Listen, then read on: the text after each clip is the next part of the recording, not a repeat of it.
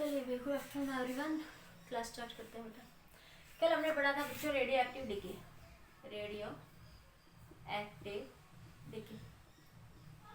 ठीक है।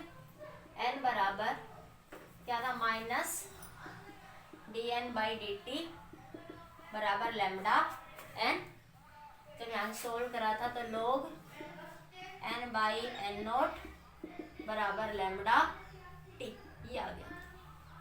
ठीक है, एक फॉर्मूला ये आया था, एक ये आया था n बराबर n0 e की पावर माइनस लैम्डा टी। ठीक है, हाँ, ये सारे फॉर्मूले कल हमने रेडियोएक्टिव डिसइंटीग्रेशन पढ़ लिया। एक ये निकाला था रिलेशन यहाँ से हाफ लाइफ का 0.693 डिवाइड बाई लैम्डा। लैम्डा क्या है, डिके कांस्टेंट। ठीक है, और एक हमने रिलेशन निकाला था n/n0 1/2 की पावर n, या n/n0 1/2 की पावर n ऐसे लिख देते हैं। ठीक है, n किसके बराबर था, t/t हाफ, t बराबर n इंटू टी हाफ। हाँ, समझ आ गया था ना कैसे आया, मैंने बताया था कि देखो n एक हाफ लाइफ में रेट ऑफ डिसइंटीग्रेशन कितना है, n0/2, वन हाफ लाइफ में, वन हाफ लाइफ में। ठीक है, 2 हाफ लाइफ में rate of disintegration n0/4, 3 half life में n0/8, 4 हाफ लाइफ में n0/68। तो इसको हम ऐसे लिख सकते हैं, देखो यहाँ से ये n0/2 है, 2 की पावर 1, ये 2 की पावर 2, n0 2 की पावर 3, 2 की पावर 4। तो n हाफ लाइफ के लिए इन जनरल क्या लिख सकते हैं, 2 की पावर n। ये तो लिखा है फिर मैंने, ये तो है आपका n बराबर n0/2 की पावर n। ठीक है, हाँ देखो, हाँ ये क्या है, वन हाफ लाइफ में कितना रेट ऑफ डिसइंटीग्रेशन, देखो n हाफ लाइफ है, ये n हाफ लाइफ, तो कैसे लिखेंगे, n हाफ को t हाफ बराबर कितना आया, n हाफ लाइफ में कितना आया, कितना रेट ऑफ इंटीग्रेशन आपके पास, n0/2 की पावर n। ठीक है, हाँ ये n हाफ लाइफ में है, तो n हाफ लाइफ कितने टाइम में हुई, जैसे ऐसे लिख दूं मैं, n हाफ लाइफ कितने टाइम में हुई, t टाइम में। ठीक है, n हाफ लाइफ में डिके कितना हुआ आपके पास, n हाफ लाइफ में डिके कितना हुआ आपका t, तो यूनिट हाफ में कितना हो गया, t/t हाफ। इस तरीके से हम इस चीज को लिख सकते हैं। तो ये आपके पास n को क्या लिख सकते हैं आप लोग, t के, ये n हाफ लाइफ है, t सेकंड में कितने डिके हुए, देखो यार समझ सकते हो, t सेकंड में, t डेज में कितनी हाफ लाइफ हुई, n हाफ लाइफ हुई। t डेज में कितनी बार डिके हुआ, 4 बार, 5 बार, तो 4 हाफ लाइफ, 6 हाफ लाइफ, इस तरीके से। ठीक है, हाँ नोट करिए ये फॉर्मूले, फिर क्वेश्चन देखते हैं इस पे बेस्ड। यहां से एक बार एक्टिविटी को और समझ लो, एक्टिविटी क्या है, सेम इसी तरीके से कनेक्शन है उसका, इसीलिए एक बार मैंने कल बताया भी था, activity of a radio active substance, activity of a radio active substance. हाँ, activity of a radio active substance.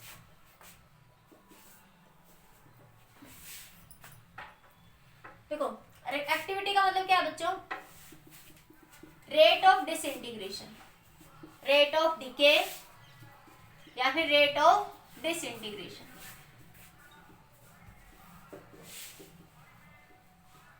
ठीक है, रेट ऑफ डिके हमारे किसके बराबर था, इसको हम एक्टिविटी को आर या ए से लिख देते हैं, किसी बुक में आर से लिख देते हैं, किसी में ए से लिख देते हैं सिंबल को।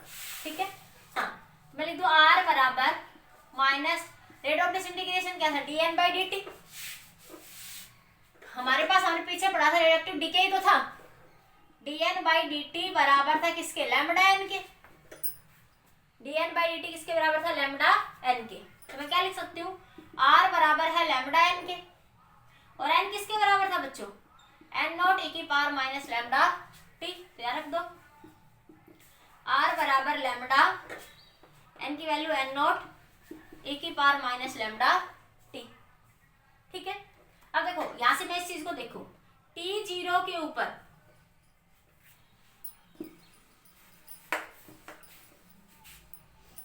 अगर मैं यहां से इस चीज को देखो t0 पे, यहां से देखो t0 पे टोटल नंबर ऑफ न्यूक्लियाई कितनी आपकी n0 है। t0 पे टोटल नंबर ऑफ न्यूक्लियाई कितने हैं, n0। t0 पे फैक्टर 1 हो जाएगा, तो r बराबर आ गया लैम्डा n0। तो मैं इसको r0 लिख सकती हूँ। तो मेरे पास ये फॉर्मूला यहां से बन गया, r बराबर r0 e की power minus lambda. Rate of disintegration ही क्या कहलाता है आपका, एक्टिविटी। रेट ऑफ डिके, किस रेट से आप डिके हो रहा है, रेट ऑफ डिसइंटीग्रेशन ही क्या कहलाता है बच्चों, एक्टिविटी कहलाता है। ठीक है,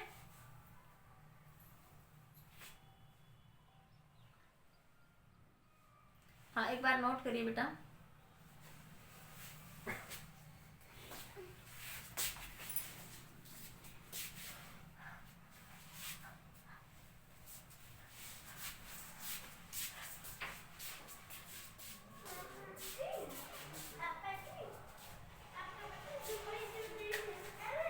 वन सेकेंड।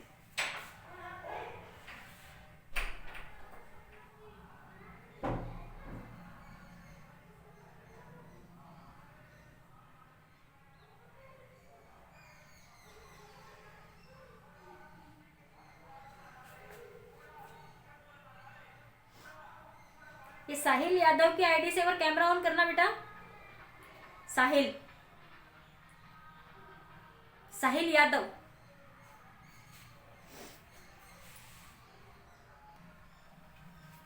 ठीक है, तो आर किस एक्टिविटी किसके बराबर आ गई बच्चों, आर बराबर r0 e की पावर माइनस लैम्डा टी के बराबर आ गई। ठीक है, नोट करिए इस बात को बच्चों। इस केस में वही लिख सकते हैं, r/r0 1/2 की पावर n, r0/2 की power n, same as it is n0/2 की पावर n। और जब भी नंबर ऑफ न्यूक्लियाई डिके होगा उतना है तो रेट ऑफ डिसइंटीग्रेशन होगा ना। बस लिखने का तरीका ये है आपका, रेट ऑफ डिसइंटीग्रेशन ही क्या कहलाता है, एक्टिविटी ऑफ द न्यूक्लियर। हाँ नोट कर लीजिए इस बात को।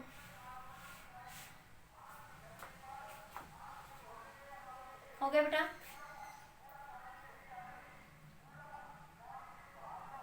आगे देखिए।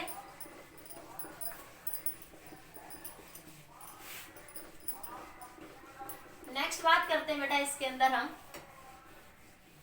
एक होता है आपका mean life time, mean life of the nuclear, mean life. देखो न्यूक्लियाई की बच्चों हमें ये नहीं पता, कोई न्यूक्लियाई तो पता है 4 सेकंड में डिके हो जाती है, कोई न्यूक्लियाई 10 साल में डिके होती है, कोई न्यूक्लियाई 4 घंटे में डिके होती है, कोई न्यूक्लियाई 2 दिन बाद डिके होती है, कोई न्यूक्लियाई करोड़ों साल तक डिके नहीं होती। तो न्यूक्लियाई का हमें पर्टिकुलर लाइफ टाइम नहीं पता, इसलिए हम एवरेज मीन लाइफ टाइम की बात करते हैं। और जो एवरेज मीन लाइफ टाइम होता है बच्चों ये होता है टो बराबर 1/λ। इसके बराबर होता है टो बराबर 1/, टो क्या कहलाएगा, एवरेज मीन लाइफ। टो क्या कहलाएगा, एवरेज मीन लाइफ। ठीक है, इसको निकालते कैसे बच्चों, सम of lives of all the nuclei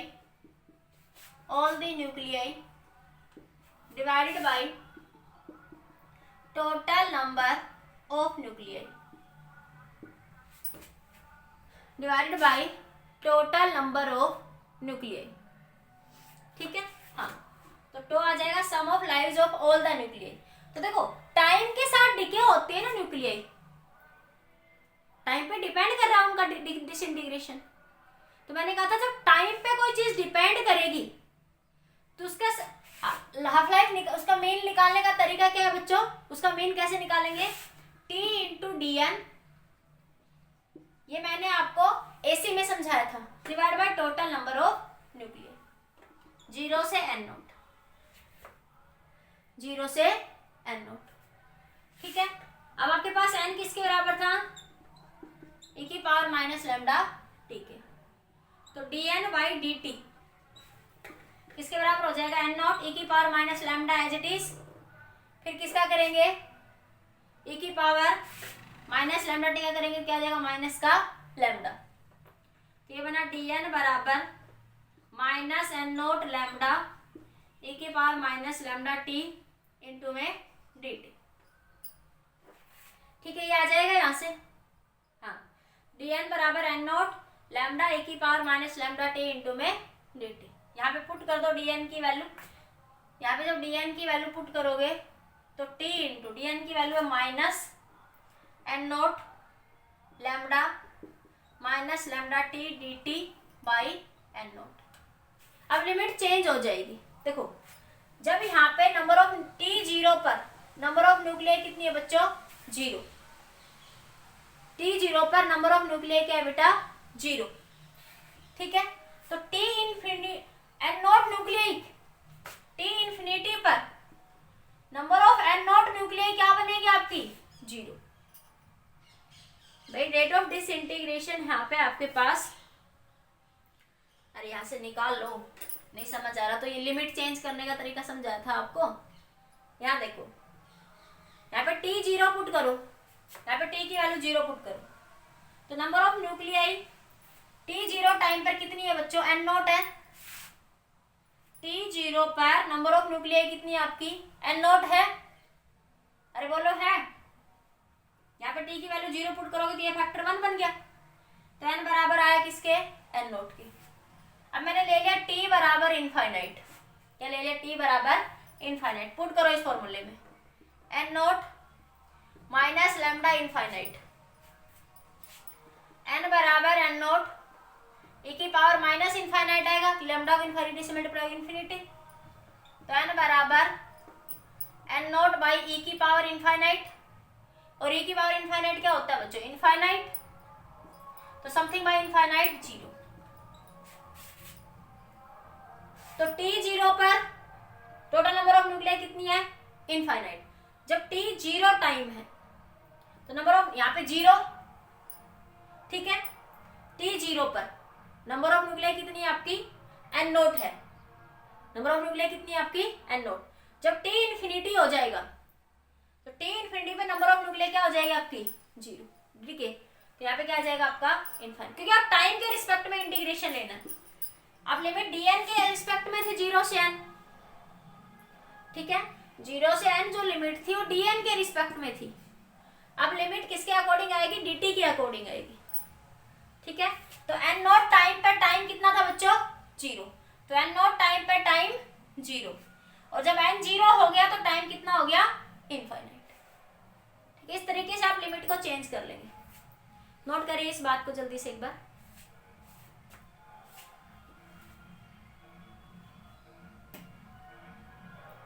कर लिया?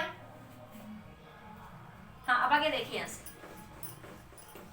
तो ये कितना आ जाएगा यहाँ से? इधर देखो, टो बराबर, देखो n नॉट लैम्डा बाहर ले लो तो अंदर बचा माइनस इन्फिनिटी टू 0 e की power minus lambda T into D T. अब लिमिट को देखो, अगर लिमिट 1 से 2 है, अगर फंक्शन ओड है, अगर लिमिट को 2 से 1 करते हैं तो माइनस आगे साइन आ जाता है, क्या आ जाता है आपका? साइन चेंज हो जाता है यहाँ से। 1 सेकंड में,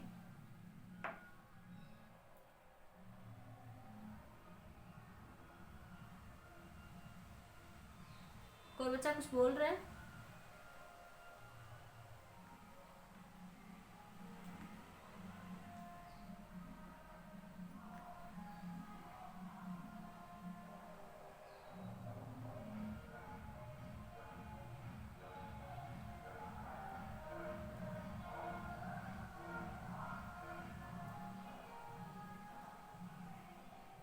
देखिए अब यहाँ से तो जो लिमिट चेंज करते हैं तो आगे एक माइनस साइन आ जाता है, ठीक है।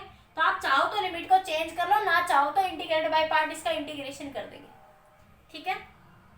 अब लिमिट को चेंज करोगे यहाँ पे तो यहाँ पे क्या मिल जाएगा आपको,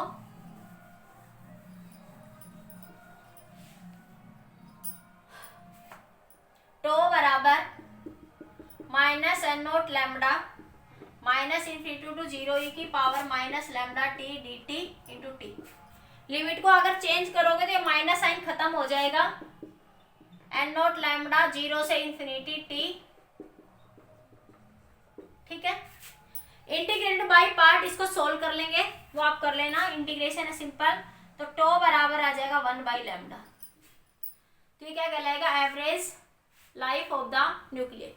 न्यूक्लियर की हमेशा एवरेज लाइफ निकालते हैं, क्योंकि कोई न्यूक्लियर 4 सेकंड में डिके हो जाती है, कोई न्यूक्लियर 4 लाख साल तक डिके नहीं होते। तो इसलिए हमने मेन लाइफ टाइम की, एवरेज लाइफ टाइम की बात करी है यहाँ पे न्यूक्लियर की। एक्चुअल लाइफ टाइम किसी भी न्यूक्लियर का यहाँ पे नहीं बता सकते। तो टो बराबर 1 बाई लैम्डा, ठीक है। अब आपको पता था कि टी हाफ, एक बार लिखो इतना, फिर रिलेशन लिखती हूँ मैं, एक बार इतना लिख लीजिए।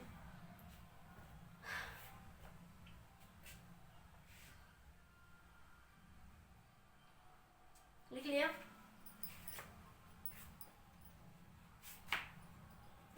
अब देखिए यहां से टी हाफ, टी हाफ कल निकाला था किसके बराबर था, 0.693 बाई लैम्डा, और 1 बाई लैम्डा क्या लिख सकते हो, 0.693 टो के बराबर। तो टो को क्या लिख सकते हो, यहां से टो टी हाफ 0.693, इसको जब सोल्व करोगे तो ये 1.44 टी हाफ के बराबर आ जाता है। तो ये दो रिलेशन याद रखना, ठीक है, नोट करिए जल्दी से।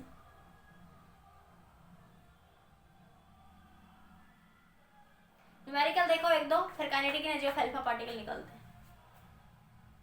एक दो न्यूमेरिकल देखिए पहले, लिख लिया इतना बेटा। हाँ देखिए न्यूमेरिकल देखिए,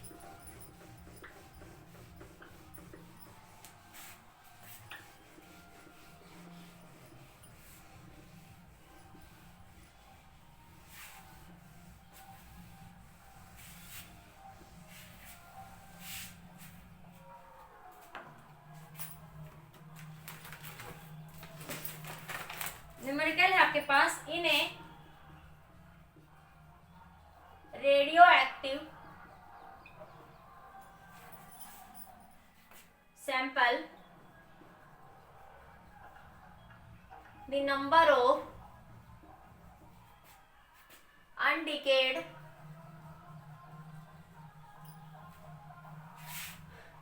nuclei decreases from 8,000 to 1,000 in a days. Find the half-life and decay constant.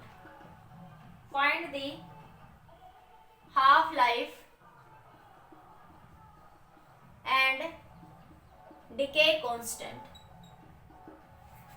Find the half-life and the decay constant.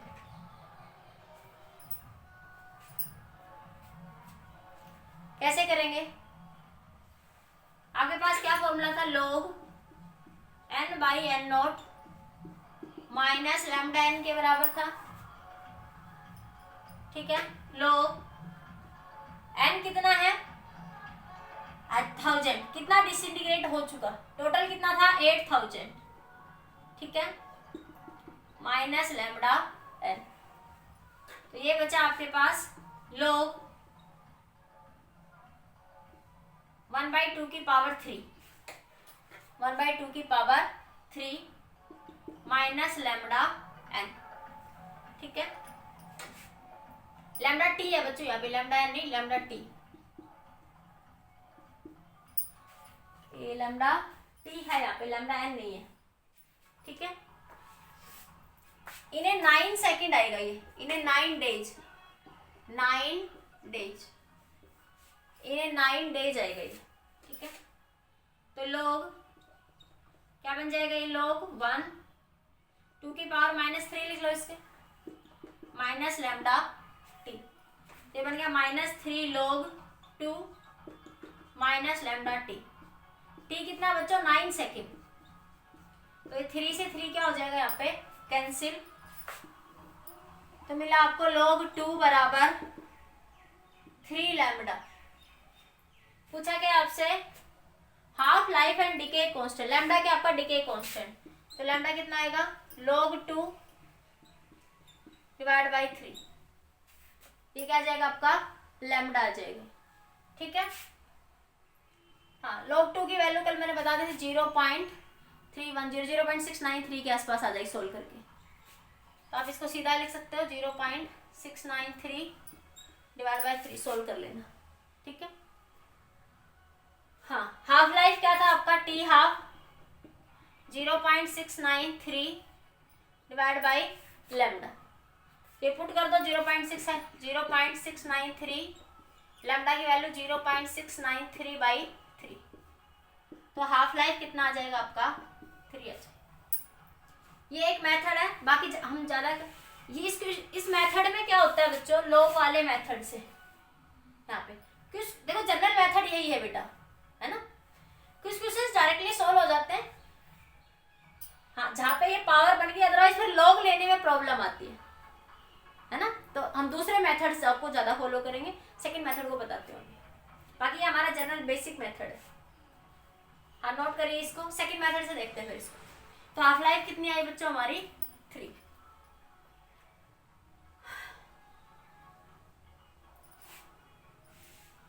Note करिए, इतना समझ आया सबको। कल हमने ये फॉर्मूला बताया था आपको जनरल, अरे ये वही फॉर्मूला, n बराबर n नॉट e की पावर माइनस लैम्डा टी, इसको ये पुट कर लो, फिर एक्सपोनेंशियल फंक्शन को सोल्व करना पड़ता है ना। log 2 को आपका पता था, इसलिए मैंने इस फॉर्म में लिख दिया। हाँ, देखो सेकंड मेथड देखिए इस क्वेश्चन का, ओके, सेकंड मेथड देखिए,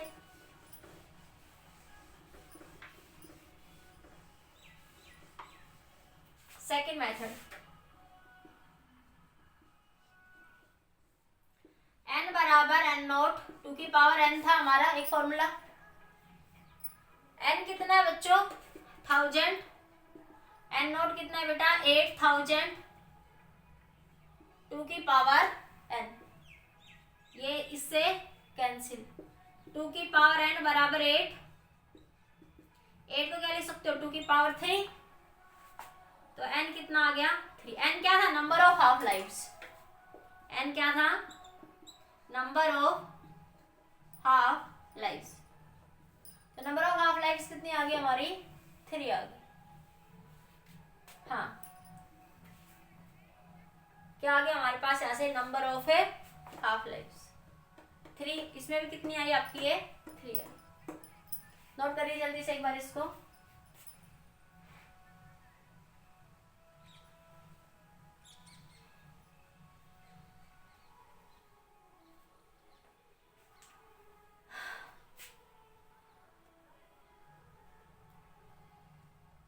कर लिया।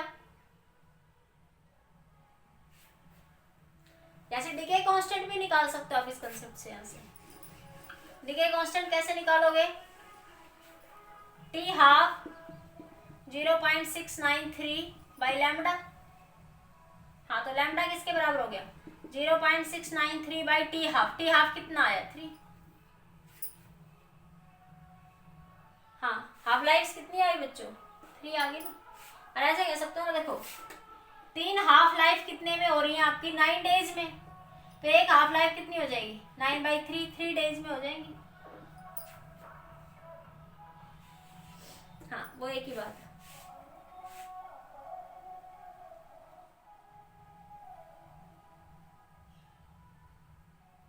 हो गया, और क्वेश्चन देखिए इसमें नेक्स्ट। जनरल हम इस सेकंड मेथड को ज्यादा फॉलो करेंगे कुछ न्यूमेरिकल, हाँ ज्यादा। बाकी लॉग वो जर्नल है, एनसीईआरटी में सॉल्यूशंस आपको उसके अकॉर्डिंग मिल जाएंगी ज्यादा। लॉग वाले मेथड में लॉग अगर आपका इजीली सॉल्व हो रहा है तो सबसे इजी पड़ता है वो। हाँ, बाकी हो सकता है कुछ क्वेश्चन जो सेकंड मेथड है उससे ना हो, आपके लॉग वाले मेथड से ही सोल्व हो। क्वेश्चन देखिए, जैसे आपका the half life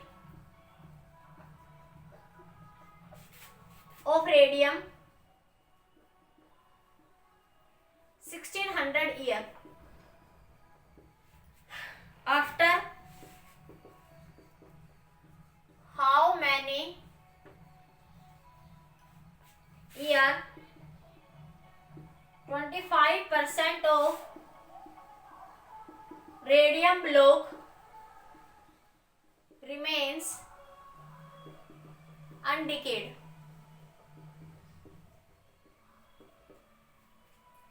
After how many years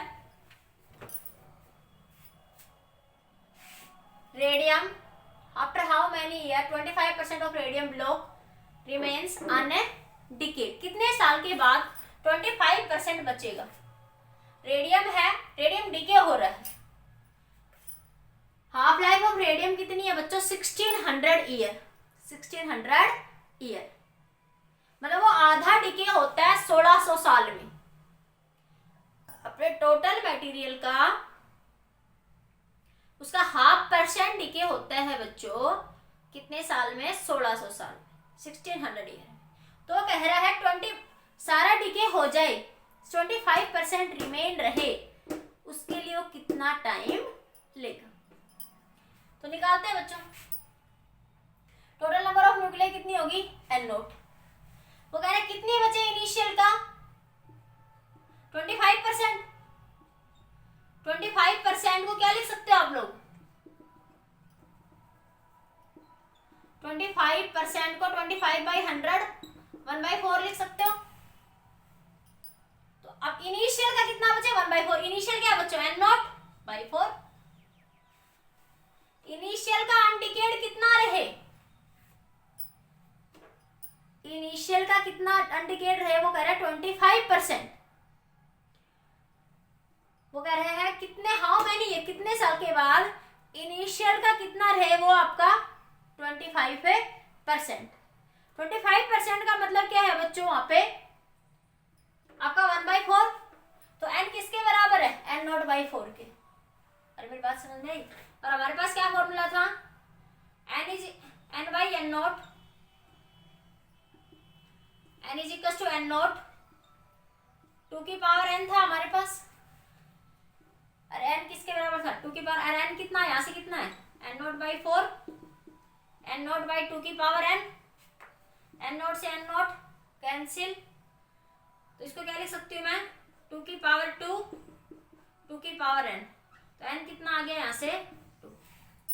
तो हाफ लाइफ कितनी आई बच्चों? 2 हाफ लाइफ आई। तो एक हाफ लाइफ कितने साल में कर रहा है? 1600 में। तो 2 हाफ लाइफ कितने में करेगा? 3200 में। कर लो। अरे ये तो बताया था n बराबर क्या को क्या लिख सकते हो? t by T half. ठीक है, वो टाइम जिसमें हाफ लाइफ हो रही है, तो टाइम पूछा है, तो n इंटू टी हाफ लिख दो इसको, फॉर्मूले से करो तो। n कितना है बच्चों? 2। एक हाफ लाइफ कितने टाइम में कर रहा है? 1600 में। तो दूसरे कितने में करेगा? 3200 ईयर में। अरे दूसरे कितने में करेगा? 3200 ईयर में। ठीक है, लॉग से करो तो log n by n naught, और n बाई n नॉट कितना बन जाएगा? 1/4। ऐसे लिख लो, log n by n naught. ठीक है, n बाई n नॉट कितना बन गया इस फॉर्मूले से? यहाँ से 1/4। हाँ, 2 की पावर 2, log 2 लेके फिर वहां से सोल्व कर लो। t की जगह 1600 पुट कर देना, वहां से लैम्डा आएगा, लैम्डा से फिर t हाफ निकालेंगे। हाँ, यहां से आपके पास लैम्डा निकलेगा और फिर लैम्डा के फॉर्मूले से बाई टी हाफ निकाल लेंगे। ठीक है, हाँ, पहला क्वेश्चन जैसे करवाया आपको दोनों मेथड। अरे बोलो, समझ आ गया? बताइए बेटा, आया नहीं आया? बोलो। चलिए नोट कर लीजिए, आगे बात करते हैं क्वेश्चंस की। और करवाती हूँ, 2-3 क्वेश्चन और करवाती हूँ, फिर कंप्लीट हो जाएगा चैप्टर आपका आज। इसका टेस्ट होगा आपका मंडे को दोगे या ट्यूसडे को, बताओ। 7th और 8th यूनिट का टेस्ट है दोनों का। Modern physics, atom and nuclei, Tuesday, ठीक है। मॉडर्न फिजिक्स, एटम और न्यूक्लियाई में कोई डाउट हो तो मुझे सेंड कर देना, मैं डिस्कस कर दूंगी। अदरवाइज फिर हम मंडे से सेमीकंडक्टर फिजिक्स डिस्कस करेंगे। हाँ, और ट्यूसडे आपका ऑनलाइन टेस्ट होगा इसका, modern physics, atom and nuclei. हाँ, ये रेडियो एक्टिविटी वाला जो पार्ट है इस बार सिलेबस में नहीं है, अभी जो आज पढ़ा रही हूँ ये वाला थोड़ा, बाकी करना सारा है। एक बार रिवाइज सारा कर लेना बेटा, क्योंकि मैं हो सकता है कोई क्वेश्चन डालूं उसमें इसका कनेक्शन हो, डायरेक्ट टॉपिक ना आए पर इसका कनेक्शन आ सकता है। हाँ, छोड़ना कुछ भी नहीं है, मैं कुछ भी नहीं छुड़वा रही, मुझे तुमसे ज्यादा चिंता है सिलेबस की, तो मैं छोड़ भाग लेती आगे। मुझे भी पता था कि बीच बीच में यूज आएंगे, बच्चों को प्रॉब्लम आएगी, इसलिए एटलीस्ट एक बार गो थ्रू तो हो ले। फिर मैं वहां पे कहती भाई डायरेक्ट याद रख लो, और कोई ऑप्शन ही नहीं होता। फिर अगर पढ़ा हुआ होता तो ये रहता हाँ भाई पढ़ लिया था एक बार। बाकी सब सिलेबस में, बस ये रेडियो एक्टिव डीके वाला पार्ट थोड़ा नहीं है, अल्फा बीटा डीके सब है, सब सिलेबस में। हाँ, nuclear fission, fusion, binding energy, car, nuclear stability, सब सिलेबस में। नेक्स्ट क्वेश्चन है बच्चों, सीबीएसई बोर्ड 2020 में पूछा हुआ क्वेश्चन है, find the half life of A radioactive substance if the activity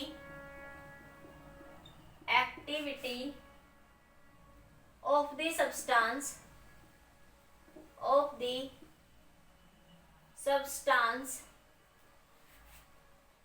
drop to 1/8 of the initial value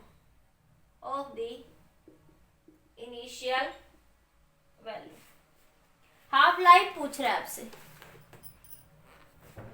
जबकि activity initial value की कितनी होगी बच्चों, 1/8। और एक्टिविटी को आर्स करने का तरीका वही है, मैं यहाँ पे n लिख देती, n0/8, वही बात है, रेट ऑफ डिसइंटीग्रेशन। अरे वो कितना किस रेट से डिसइंटीग्रेट, जितना डिसइंटीग्रेशन होगा वही तो एक्टिविटी बताएगा। हाँ, कितना आ रहा है आपका 1/8। तो आपके पास क्या था, r बराबर r0 2 की पावर n, क्या लिख लो, r0/8 बराबर, तो r0/8 को क्या लिख सकते हो, 2 की पावर 3 बराबर 2 की पावर n, तो n कितना आ जाएगा बेटा, 3। ये आई नंबर ऑफ हाफ लाइफ। उसने पूछा half life of a periodic nuclei, ठीक है। Half life of a radio active substance if activity of the substance drop to 1/8 of the initial value. भाई इसने टाइम दिया 15 ईयर, इनिशियल वैल्यू इसने लिखा initial value in 15 year, in 15 year लिख दिया हुआ, ये मैं लिखना भूल गई, इन 15 ईयर। तो आपको पता था n को क्या लिख सकते हो, t/t हाफ, तो t हाफ कितना हो जाएगा, t/n। t कितना बच्चों, कितने साल में हो रहा है वो, 15 साल में। ये 3 हाफ लाइफ कितने साल में हुई, 15 में। तो एक हाफ लाइफ कितनी में हो जाएगी, 15/3 में। 3 हाफ लाइफ के लिए टाइम लगा 15 ईयर, 15 साल, तो एक के लिए कितना लग जाएगा, 15/3, ठीक है। हाँ, तो लगभग 3 5 15, 5 साल, 5 ईयर। नोट करिए,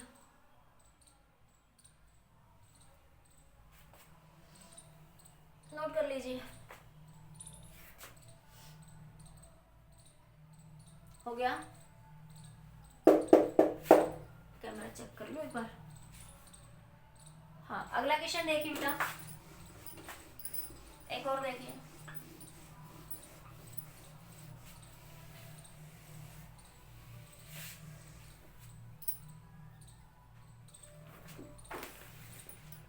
क्वेश्चन है आपका, it is observe that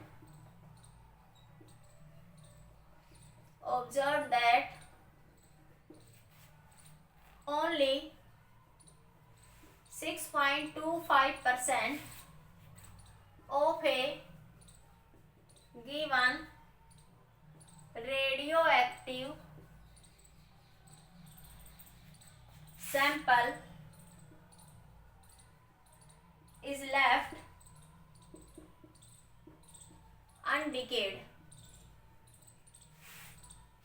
after a period of 16 days. What is the decay constant of this sample in day inverse? What is the decay constant of this sample?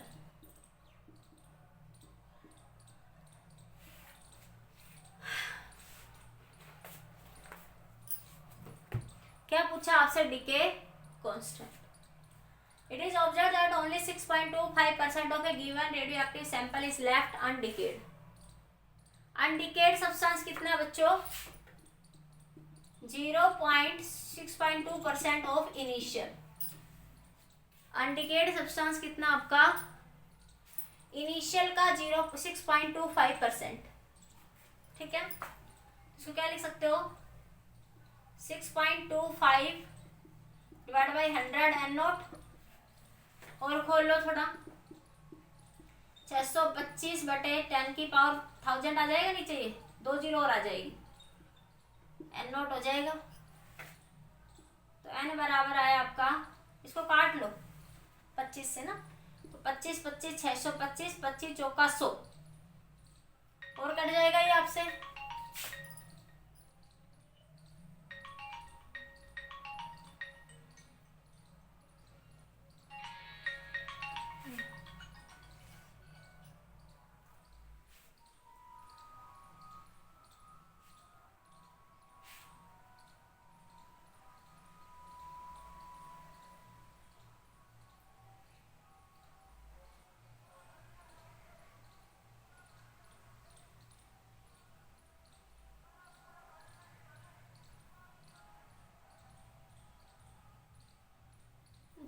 Phone आ जाते हैं। अब देखिए इधर, तो ये बना आपका 25/400 एन नोट।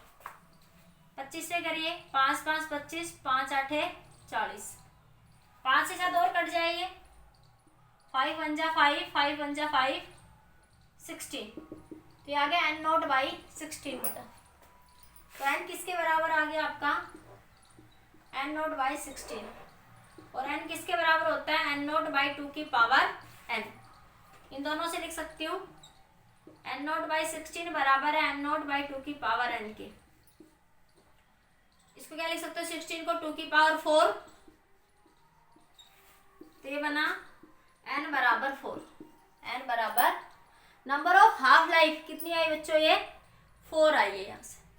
उसने पूछा है आपसे डिके कांस्टेंट लैम्डा। ठीक है, तो लैम्डा किसके, देखो टी हाफ कितने के बराबर होता है? 0.693 बाई लैम्डा। कितने के बराबर होगा? 0.693 लैम्डा। तो ये नंबर ऑफ हाफ लाइफ है, मुझे हाफ लाइफ चाहिए, तो मैं कैसे निकालूंगी? एन को क्या लिख सकते थे आप लोग? सीधा सीधा टी बाई टी हाफ। तो टी हाफ आ जाएगा टी बाई एन। कितने में कह रहा है बच्चों उसने टाइम दिया है? It is observed that only 6.25% of a radioactive sample is left undecayed after a period of 16 days. कितना दे दिया? 16 days। टाइम दिया आपको 16 days divide by number of half life 4, तो टी हाफ कितना आ गया बच्चों? 4। यहाँ से देखिए क्या बन जाएगा? लैम्डा बराबर 693 बाई टी हाफ, तो लैम्डा आ गया टी हाफ की वैल्यू बच्चों 4। तो ये आ जाएगा डीके कांस्टेंट। क्या आ जाएगा आपका? Decay constant. बाकी एक बार आप न्यूमेरिकल्स प्रैक्टिस कर लेना, हो जाएंगे। एक छोटा सा टॉपिक और देखिए, लास्ट टॉपिक है इस चैप्टर का आपका। न्यूक्लियर रिएक्टर आप पढ़ लेना, मैं रिवीजन में करवाऊंगी करवा दूँ, बाकी आप पहले भी पढ़ चुके होते हो, ठीक है। हाँ, उसमें क्या क्या होता है, इलेक्ट्रिसिटी प्रोड्यूस करने के लिए यूज करते हैं, न्यूक्लियर फ्यूल को रोकने के लिए हम कैडमियम बोरोन की रोड यूज करते हैं, ठीक है। न्यूक्लियर न्यूट्रॉन्स को स्लो डाउन करने के लिए हैवी वाटर यूज करते हैं। यूरेनियम अनरिचमेंट का यूज करा जाता है वहाँ पे, मैंने बता दिया यूरेनियम अनरिचमेंट क्या होता है। यूरेनियम 235 की क्वालिटी को बढ़ाया जाता है। मैं एक नोट्स भेज दूँ ग्रुप में, आप लोग लिख लेना, जस्ट पढ़ लेना, ठीक है।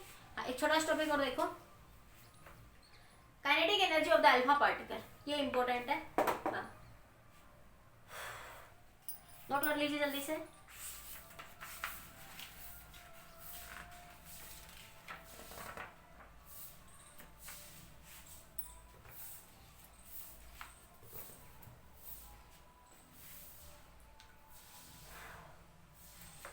हो गया? तो मैं कैमरा चेक कर लूं, ठीक है। देखिए, kinetic energy of the alpha particle या speed of the emitted alpha particle, speed of the emitted alpha particle या kinetic energy of the alpha particles. Heading डालिए, kinetic energy of the alpha particle या फिर speed of the emitted alpha particles, speed of emitted alpha particle या फिर kinetic energy of emitted alpha particles. देखो जो क्या होता था अल्फा पार्टिकल्स में, एक्स कोई भी एटम है, बस 5 मिनट, ठीक है। किसमें कन्वर्ट हुआ बच्चों? वाई में। मास नंबर 4 से कम हो जाता था, एटॉमिक नंबर 2 से plus Q amount of energy. ये थी हमारे पास अल्फा डीके प्रोसेस की रिएक्शंस। अब मैंने एक पॉइंट समझाया था आपको बच्चों, जितनी भी न्यूक्लियर रिएक्शन है, जितनी भी nuclear reaction, all nuclear reactions follow the law of conservation of linear momentum and law of conservation of total energy, all nuclear reactions, ठीक है। तो डीके होने से पहले ये न्यूक्लियर रेस्ट में है बच्चों, तो इसका मोमेंटम क्या हो जाएगा? 0। मोमेंटम ऑफ पी एक्स बराबर होगा momentum of p y plus helium particles. क्यों? क्या है? Heat amount of energy release, rest photon, rest mass of photon क्या होता है? 0। तो यहाँ से मैं क्या लिख सकती हूँ? इसका मोमेंटम तो 0 होगा बच्चों, ठीक है। इसका मोमेंटम तो क्या होगा? 0। और जब न्यूक्लियर डीके होगी, इसका मोमेंटम इसके अपोजिट होगा, यानी इस सेम डायरेक्शन में हो, जरूरी नहीं है। तो मैं लिख सकती हूँ पी वाई बराबर होगा पी एच जी के, माइनस साइन सिर्फ डायरेक्शन को बताइएगा, ठीक है। तो पी वाई क्या लिख सकती हूँ मैं? एम वाई, मोमेंटम क्या होता है? Mass into velocity, v y m H g into v H g, ठीक है। यहां से आगे आपका पहली कंडीशन क्या आ गया? Momentum of the nuclear. अब बात करते हैं काइनेटिक एनर्जी। इनिशियली ये तो रेस्ट में है बच्चों, डीके होने से पहले न्यूक्लियर किसमें है बच्चों? रेस्ट में। तो एक्स जो न्यूक्लियर है उसकी काइनेटिक एनर्जी क्या है बच्चों? 0। तो यहां से लिखेंगे kinetic energy of Y daughter nuclear M Y V Y का square plus 1/2 M H G V H G का स्केयर बराबर क्यू अमाउंट ऑफ एनर्जी। ये स्पॉन्टेन, ये आपके एंडोथर्मिक भी हो सकती है और एक्सोथर्मिक, बस प्लस माइनस, तो हम प्लस ही मान के चल रहे, माइनस से कोई सिर्फ साइन को इंडिकेशन करेगा यहाँ पे कि किस डायरेक्शन में वैल्यू हो रही है। अब यहाँ से इसको सोल्व करेंगे दो इक्वेशन से, वी वाई निकाल लो। यहाँ से जब आप वी वाई निकालोगे तो क्या आएगा? M H G V H G by M Y. इसको नंबर 1 कह दो, इसको number 2, using value of V Y in 2, ठीक है। तो क्या मिलेगा आपको यहां से? 1/2 एम वाई, वी वाई की वैल्यू पुट कर दो ये पूरी, एम एच ई का स्केयर वी एच ई का स्केयर एम वाई का स्केयर। ये वी वाई का स्केयर है ना यहाँ पे, इसलिए इस पूरे का स्केयर हो गया, plus 1/2 M H E V H E का स्केयर बराबर क्यू अमाउंट ऑफ एनर्जी। ठीक है, अब यहां से इसको थोड़ा सा अरेंज करो। एक एम वाई से एक एम वाई बेटा कैंसिल हो जाएगा यहां से, तो ये बचेगा देखो यहां से 1/2, इसको ऐसे लिख लू m H E V H E का स्केयर, और एक एम एच ई को अलग लिख दू, मास ऑफ हीलियम का स्केयर है ना, मास ऑफ हीलियम का क्या है बेटा ये स्केयर, तो एक एम एच ई को अलग लिख दिया और एक को यहाँ लिख दिया। ठीक है, नीचे ये एम वाई है आपके पास, मैं इसे एम वाई, ये एम वाई है आपका, अभी मैं लिख देती हूँ, एक एम वाई से एक m y cancel, 1/2 M H E V H E का स्केयर।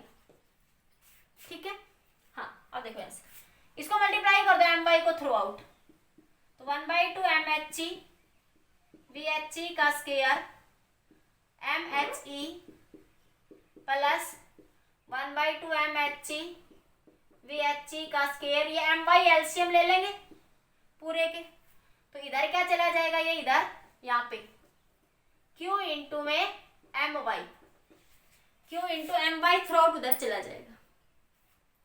देखो ये 1/2 एम एच ई यहाँ पे भी है, 1/2 एम एच ई यहाँ पे भी है, कॉमन ले लो, 1/2 M H E V H E का स्केयर, तो mass of helium plus mass of daughter nuclear Q into m y, तो ये क्या बनी kinetic energy of the alpha particle, क्या बनी ये kinetic energy of the alpha particle, क्या आया Q m y upon m y plus m h, ये पूरा फैक्टर नीचे ले गई इंटू में Q। ठीक है, तो ये क्या आ गई kinetic energy of the alpha particle आ गई, ये क्या आ गया आपकी kinetic energy of the alpha particles एम्प्लीड न्यूक्लियाई। इतना नोट करिए, फिर आगे बात करते हैं।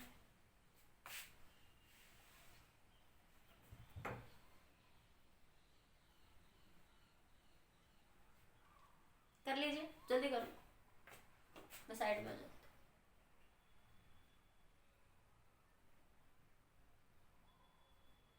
कर लिया, रजिस्टर कहाँ डाल दिया, इसी से साफ कर देते हैं। हाँ रजिस्टर पता नहीं मैं कहाँ रख देती हूँ, ध्यान नहीं देता, ये रहा, ये रहा। अब देखिए ये यहां से क्या मिला बेटा आपको, kinetic energy of the alpha particle m y plus m H e into q, ये जनरल फॉर्मूला आ गया। अब देखो हमारे पास क्या था, हीलियम का मास, ये रिएक्शन थी ना, y z-2 a-4 plus 2He4 plus Q, ये रिएक्शन थी ना, तो हीलियम का मास कितना है बच्चों 4, तो जो डॉटर न्यूक्लियर एम वाई इसका मास कितना हो जाएगा a-4, तो रख दो एम वाई क्या बच्चों a-4 और ये एम एच बच्चों 4 इंटू क्यू, 4 से 4 जो alpha particle I a-4 by a into q, ये आगे बच्चों kinetic energy of the alpha particles. अब स्पीड निकालनी है, तो स्पीड के लिए क्या लिख लोगे 1/2 mv का स्केयर,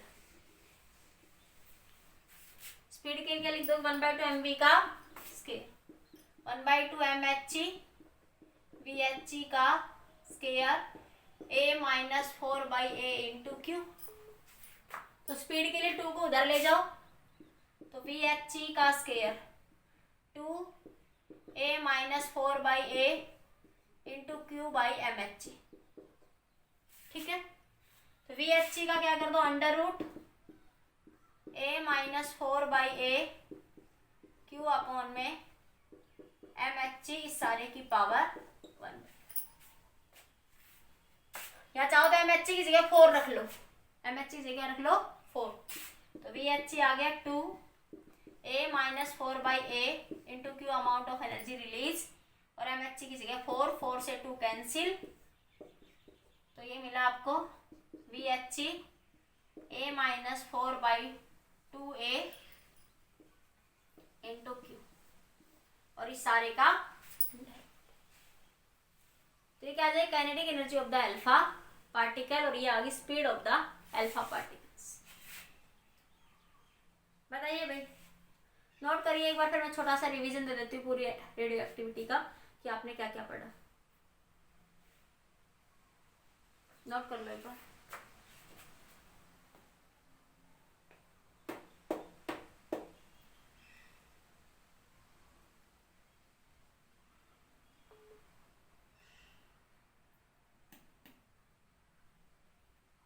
लिख लिया बेटा सबने?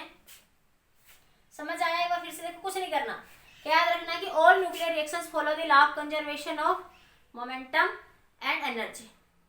तो हमने क्या लगा दिया, जैसे कोलिजन में पढ़ते थे, यहाँ पे तो कोलिजन ही हो रहा है न्यूक्लियर का। हाँ, कोलिजन इलास्टिक है तो काइनेटिक एनर्जी भी कंजर्व होती है, और कोलिजन इलास्टिक नहीं है तो काइनेटिक एनर्जी कंजर्व नहीं होती। ठीक है, तो हमने इनिशियल और फाइनल, इनिशियल जो पेरेंट न्यूक्लियर वो हमेशा रेस्ट में होगी डिके होने से पहले, एमिट होने से पहले, तो उसका काइनेटिक एनर्जी और उसका मोमेंटम हमेशा 0। ठीक है, उन दोनों को बराबर रखेंगे, वहां से वैल्यू Vy की निकाल के पुट कर देंगे, तो Vy की वैल्यू पुट करेंगे तो kinetic energy of alpha particle ये मिल जाएगी। काइनेटिक एनर्जी मिल जाएगी तो V निकाल सकते हैं, तो क्या निकल जाएगा, speed of the alpha particles. बताइए एक बार, सभी बच्चे रिस्पॉन्स दीजिए, हो गया सबका?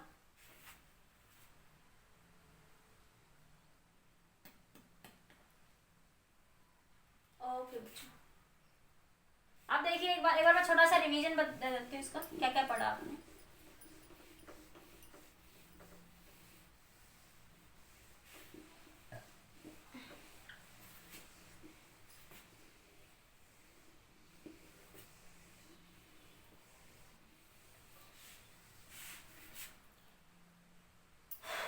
देखिए, आपने सबसे पहले इसमें क्या पढ़ा था, इस पूरे चैप्टर के अंदर सबसे पहले आपने बाइंडिंग एनर्जी की बात करी, न्यूक्लियर स्ट्रक्चर की। न्यूक्लियर स्ट्रक्चर में क्या निकाला, R0 A की पावर 1/3।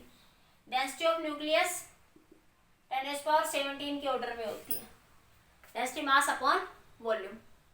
ठीक है, M अपॉन में क्या आ गई थी, 4/3 पाई R0 क्यूब। ठीक है, फिर आपने पढ़ा बाइंडिंग एनर्जी। बाइंडिंग एनर्जी में पढ़ा आपने डेल्टा एम सी का स्केयर। डेल्टा एम क्या, मास डिफेक्ट। मास डिफेक्ट क्या था, mass of proton plus A minus Z mass of neutron minus mass of the nucleus, ये आपने मास डिफेक्ट। ठीक है, एक पैकिंग फ्रैक्शन। पैकिंग फ्रैक्शन क्या होता है, mass defect divide by mass number A. Packing fraction stability के inversely proportional होता है। पैकिंग फ्रैक्शन इनवर्सली प्रोपोर्शनल होता है स्टेबिलिटी। जिन न्यूक्लियाई का पैकिंग फ्रैक्शन ज्यादा होगा स्टेबिलिटी कम होगी, जैसे लाइट न्यूक्लियाई का, और पैकिंग फ्रैक्शन कम होगा तो स्टेबिलिटी का ज्यादा होगी। ठीक है, फिर आपने इसमें बात करी न्यूक्लियर स्टेबिलिटी कर्व की। ठीक है, तो जिन न्यूक्लियाई की बाइंडिंग एनर्जी, देखो सिर्फ बाइंडिंग एनर्जी ज्यादा होने से न्यूक्लियाई स्टेबल नहीं हो सकती। किसकी बात करते हैं, बाइंडिंग एनर्जी पर न्यूक्लियन। जिन न्यूक्लियर का बाइंडिंग एनर्जी पर न्यूक्लियन ज्यादा है, मोर है, these are more stable. More stable. जैसे मैं एग्जांपल के लिए कह दूं आपको, एक गाड़ी है, एक मारुति गाड़ी है। ठीक है, उसमें 4 बंदे बैठे, खुल के आराम से बैठे हुए। ठीक है, एक मैं कह दूं i10 आपकी ये स्कॉर्पियो है, उसमें 25 आदमी घुस के बैठे, तो अनस्टेबल होगी ना। तो बड़ी या छोटे से लेना देनी, स्टेबिलिटी कितनी है, तो बाइंडिंग एनर्जी पर न्यूक्लियन की बात करेंगे आप। ठीक है, दूसरा even nuclear more stable than that of even odd even और ओड से। ठीक है, फिर मैंने कहा था एन और पी पी जेड कर्व के अकॉर्डिंग कि न्यूक्लियाई जो लाइट थी n बराबर जेड था वहां तक कर्व स्टेबिलिटी पे थी। उसके बाद कूलम्ब रिपल्सिव फोर्स बढ़ा तो न्यूट्रॉन प्रोटॉन में डिके हो जाता है और अनस्टेबिलिटी के कारण प्रोटॉन न्यूट्रॉन में।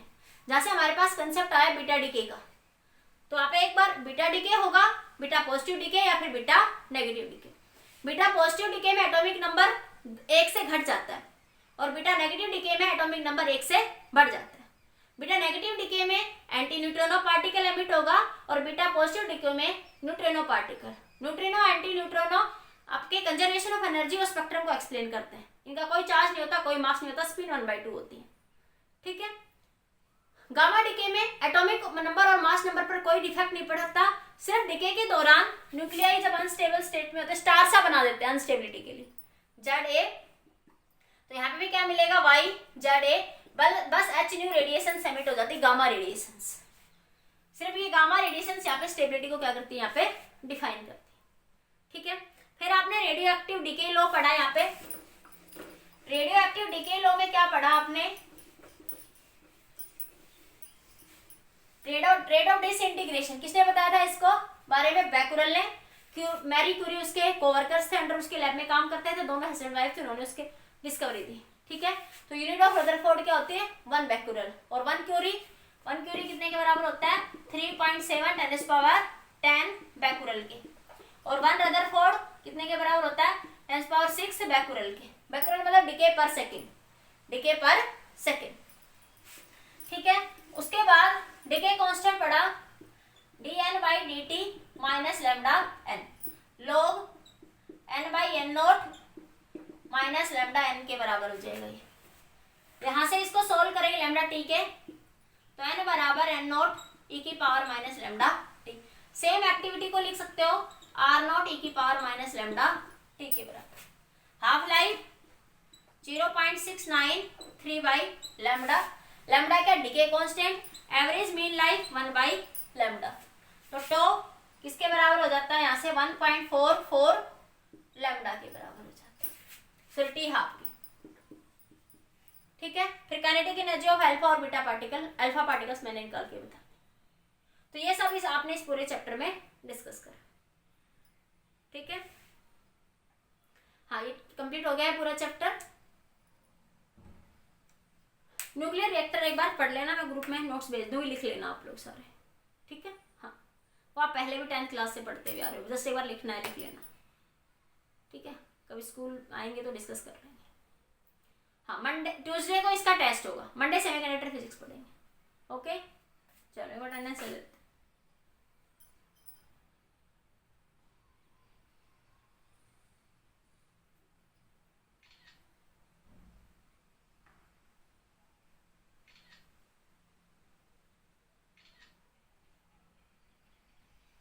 चलो ठीक है बेटा, ओके।